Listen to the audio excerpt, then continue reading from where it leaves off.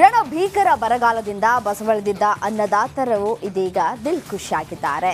ರಾಜ್ಯಾದ್ಯಂತ ಉತ್ತಮ ಮಳೆಯಾಗ್ತಾ ಇದ್ದು ರೈತರ ಮುಖದಲ್ಲಿ ಮತ್ತೆ ಮಂದಹಾಸ ಮೂಡಿದೆ. ಈ ಬಗ್ಗೆ ಒಂದು ರಿಪೋರ್ಟ್ ಇಲ್ಲಿದೆ ನೋಡಿ.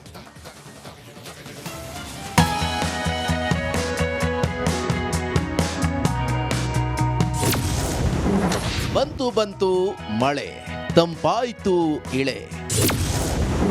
ಧಾರಾಕಾರ ಮಳೆ ರೈತರಲ್ಲಿ ಜೀವಕಳೆ.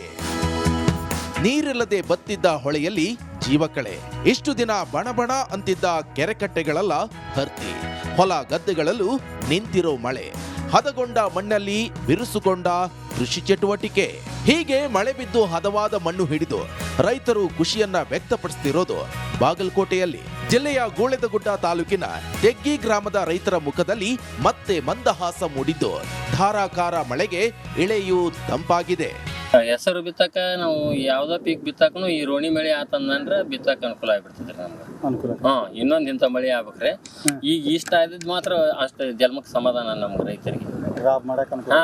ಗಳೆ ಈಗ ಗಳೆ ಹೊಡ್ಲಾರ ಹೊಲಗಳು ಮಿದು ಹಾಕವು, ಅವು ಗಳೆ ಆಯ್ತವು, ಮತ್ತೆ ಗಳೆ ಹೊಡೆದ ಹೊಲಗಳು ಸಾಪ್ ಹಾಕವು, ಹೆಂಟಿ ಅವೆಲ್ಲ ಸಾಪ್ ಹಾಕವು, ಕಸಕಟ್ಟಿ ಕಡಿಮೆ ಆಗತ್ತೆ. ಆ ತರ ನಮ್ಗೆ ಒಳ್ಳೇದಾಗಿತ್ತು ಈಗ ಮಳೆ ಆಗಿತ್ತು.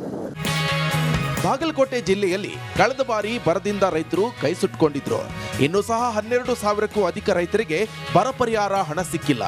ಕೆಲವರಿಗೆ ಸಿಕ್ಕ ಪುಡಿಗಾಸು ಯಾವುದಕ್ಕೂ ಸಾಲುತ್ತಿಲ್ಲ. ಆದರೆ ಈ ಬಾರಿ ಉತ್ತರ ಮಳೆಯಾಗಿದ್ದು ಮುಂಗಾರು ಬಿತ್ತನೆಗೆ ಅನ್ನದಾತರು ಸಜ್ಜಾಗಿದ್ದಾರೆ.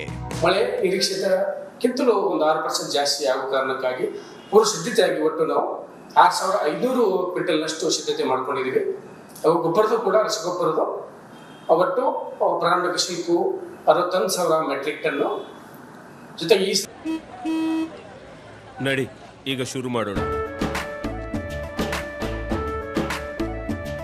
ಕೇಸರಿಯಿಂದ ಮನೋಲ್ಲಾಸ ಮನಸ್ಸು ಮತ್ತೇರಿ ಕುಣಿದಾಡಿದೆ ನೋಡು, ಮನಸ್ಸು ಮತ್ತೇರಿ ಕುಣಿದಾಡಿದೆ ನೋಡು. ಕ್ಷಣ ಕ್ಷಣವೂ ಆಚರಿಸಿ ಕೇಸರಿ ಹಬ್ಬ. ವಿಮಲ್ ಬಾಯಲ್ಲಿ ಹೇಳಿ ಕೇಸರಿ. ಸಪ್ಲೈ ಒಟ್ಟು 64,000 ಮೆಟ್ರಿಕ್ ಟನ್ ನಮ್ಮಲ್ಲಿ ಲಭ್ಯವಿದೆ. ಇದಲ್ಲದೆ ಬಫರ್ ಸ್ಟಾಕ್ ಕೂಡ ನಾವು ಮೇಂಟೈನ್ ಮಾಡಿದ್ದೀವಿ. ಬೀಜದ್ದಾಗಲಿ ಗೊಬ್ಬರದಾಗಲಿ ಯಾವುದೇ ಕೊರತೆ ಆಗೋದಿಲ್ಲ. 2 ದಿನದಿಂದ ಸುರಿದ ಮಳೆಯಿಂದಾಗಿ ಭೂಮಿಯಲ್ಲಿ ತೇವಾಂಶ ಮೂಡಿದೆ. ಇದರಿಂದ ರೈತರು ಸಂತಸದಲ್ಲಿದ್ದು ಬಿತ್ತನೆಗೆ ಅಣಿಯಾಗುತ್ತಿದ್ದಾರೆ. ಸಿದ್ದು ದೊದ್ದರಂಗಾವಿ, ರಿಪಬ್ಲಿಕ್ ಕನ್ನಡ, ಬಾಗಲಕೋಟೆ. ರಾಜ್ಯದಲ್ಲಿ ಇತ್ತೀಚೆಗಷ್ಟೇ ಎಸ್ಎಸ್ಎಲ್ಸಿ ಫಲಿತಾಂಶ ಹೊರಬಿದ್ದಿದ್ದು ಕಲ್ಯಾಣ ಕರ್ನಾಟಕ ಭಾಗದ ಪೋಷಕರನ್ನ ಆತಂಕಕ್ಕೆ ಈಡು ಮಾಡಿದೆ. ಗಣನೀಯವಾಗಿ ಕುಸಿದಿರುವಂತಹ ಫಲಿತಾಂಶವನ್ನ ಮೇಲೆ ಎತ್ತುವುದಕ್ಕೆ ಶಿಕ್ಷಣ ಇಲಾಖೆ ಹೊಸದೊಂದು ಪ್ಲಾನ್ ಮಾಡಿದೆ. ಅದೇನು ಅಂತೀರಾ? ಈ ಸ್ಟೋರಿ ನೋಡಿ.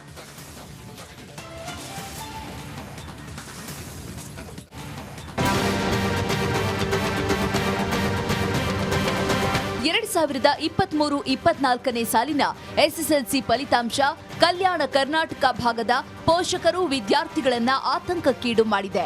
ಕೊಪ್ಪಳ ಜಿಲ್ಲೆ ಕಳೆದ ಬಾರಿ ಫಲಿತಾಂಶದಲ್ಲಿ 16ನೇ ಸ್ಥಾನವನ್ನ ಪಡೆದುಕೊಂಡಿತ್ತು.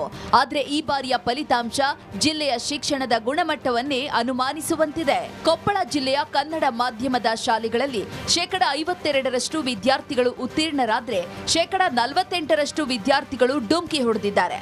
ಕಲ್ಯಾಣ ಕರ್ನಾಟಕ ಭಾಗದ ಬಹುತೇಕ ಜಿಲ್ಲೆಗಳಲ್ಲಿ ಫಲಿತಾಂಶ ಇಳಿಕೆಯಾಗಿದ್ದು ಸದ್ಯ ಫೇಲ್ ಆಗಿರೋ ವಿದ್ಯಾರ್ಥಿಗಳಿಗೆ ಸಾರ್ವಜನಿಕ ಶಿಕ್ಷಣ ಇಲಾಖೆ ಕೋಚಿಂಗ್ ಶುರು ಮಾಡಿದೆ. ಪ್ರತಿಯೊಬ್ಬ ವಿದ್ಯಾರ್ಥಿ ಕಡ್ಡಾಯವಾಗಿ ಈ ಒಂದು ಅನುತ್ತೀರ್ಣ ಕಡ್ಡಾಯವಾಗಿ ಶಾಲೆಗೆ ಹಾಜರಾಗಬೇಕು, ನೋಂದಣಿ ಆಗಬೇಕು. ಪ್ರತಿನಿತ್ಯ ಆಯಾ ಶಿಕ್ಷಕರು ಬೋಧನೆ ಕೈಗೊಳ್ಳಬೇಕು. ಜಿಲ್ಲೆಯಲ್ಲಿ ಶಿಕ್ಷಕರ ವೇಕೆನ್ಸಿ ಹುದ್ದೆಗೆ ಪ್ರತಿಯಾಗಿ ನಾವು ಅತಿಥಿ ಶಿಕ್ಷಕರನ್ನು ಕೂಡ ಈಗಿನಿಂದ ತೆಗೆದುಕೊಳ್ಳೋಕ್ಕೆ ಮನವಿ ಮಾಡಿಕೊಂಡಿದ್ವಿ. ಆ ಅತಿಥಿ ಶಿಕ್ಷಕರನ್ನು ಕೂಡ ಬಳಸಿಕೊಂಡು ಬೋಧನೆ ಕಾರ್ಯ ಈಗ ನಡೆದಿದೆ ಸರ್ ಶಾಲೆಯಲ್ಲಿ. ಮೇ 15ರಿಂದ ಮರಳಿ ತರಗತಿಗಳು ಆರಂಭವಾಗಿದ್ದು ಪೋಷಕರು ವಿದ್ಯಾರ್ಥಿಗಳನ್ನ ಶಾಲೆಗೆ ಕಳುಹಿಸಬೇಕೆಂದು ಶಿಕ್ಷಣ ಇಲಾಖೆ ಅಧಿಕಾರಿಗಳು ಸೂಚನೆ ನೀಡಿದ್ದಾರೆ. ಪರೀಕ್ಷೆಗಳನ್ನ ಪಾರದರ್ಶಕವಾಗಿ ನಡೆಸೋದರ ಜೊತೆಗೆ ಸರ್ಕಾರ ವಿದ್ಯಾರ್ಥಿಗಳಿಗೆ ಅನುಕೂಲ ಮಾಡಿಕೊಟ್ಟಿದೆ. ಫೇಲ್ ಆಗಿರೋ ವಿದ್ಯಾರ್ಥಿಗಳು ಈ ಬಾರಿಯಾದರೂ ಸರಿಯಾಗಿ ಪಾಠ ಕೇಳಿ ಉತ್ತಮ ಅಂಕ ಗಳಿಸಲಿ ಅನ್ನೋದು ಎಲ್ಲರ ಆಶಯ.